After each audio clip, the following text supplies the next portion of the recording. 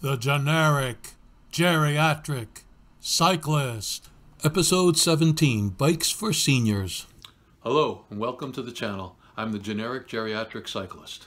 So far this video channel has been oriented toward older roadies like me, but I'd like to extend a cycling community welcome to all older people who currently don't ride. Any form of cycling can give you an aerobic exercise experience that's easy on the joints. A lot of former runners like myself gravitate toward cycling once they've demolished their knees. But more importantly, do you remember how much fun it was to ride your bike when you were a kid? It's still that much fun. And if you're worried about how you'll do riding a bike after all these years, remember, it's like riding a bike. Here are just a few notable cyclists of a certain age. Irrespective of your political leanings, it's pretty cool that the President and the First Lady are cyclists. And here goes Han Solo, Indiana Jones, putting us all to shame. 78 years old and in way better shape than I was when I was 20. But this isn't about celebrities. This is about regular folks like you and I who would like to exercise and enjoy ourselves at the same time. So, what kind of bike should you get? Uncomplicated beach cruisers are the closest thing to the bikes we American kids had in the 1950s. They're comfortable, fairly inexpensive, and simple to operate and maintain. They're best for shorter rides on flat terrain.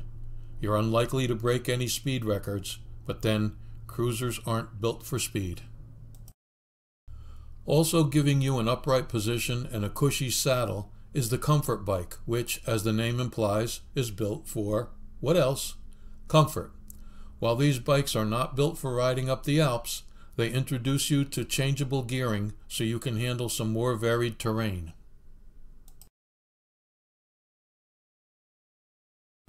Then there are hybrid bikes, which are a mixture of a road bike and a mountain bike. They can do some of what a mountain bike can do and some of what a road bike can do.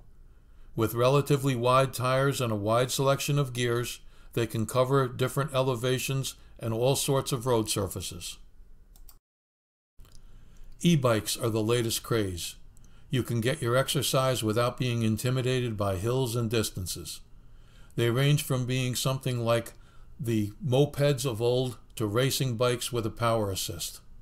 They can make great commuting bikes, and unless your battery dies, you'll never have to call for a ride home. Next, we have the largest category of them all, road bikes. They are the modern successors of racing bikes and what we used to refer to as 10-speeds. They're light, fast, and are often made of exotic materials. You can get a decent entry-level bike for under $1,000, and if you so desire, and if your budget allows, you can buy the same bike as this year's Tour de France winner.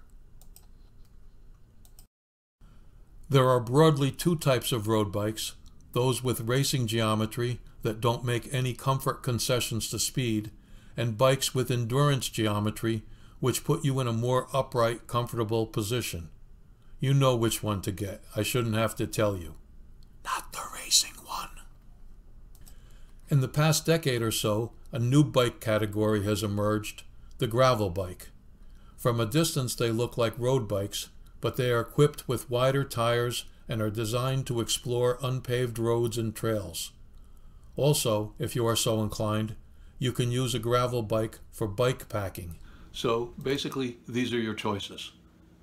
I have two unasked for bits of advice. The first is buy your bike at a local bike shop and not through mail order, unless you are an experienced cycling mechanic. Your local bike shop's expertise is worth far more than the few dollars you'll save buying mail order. For example, I bought my bike in 2016, and now, 5 years later, I still get free tune-ups. My second recommendation is not to buy a mountain bike unless you don't intend to exploit its capabilities and ride it like it's a cruiser. At our age, it's almost suicidal to go bombing down the side of a mountain and jumping over logs at hair-raising speeds. Hey, but that's just me. So in conclusion, whatever type of bike you choose, it's more important that you just get out there and ride. So long for now. See you next time.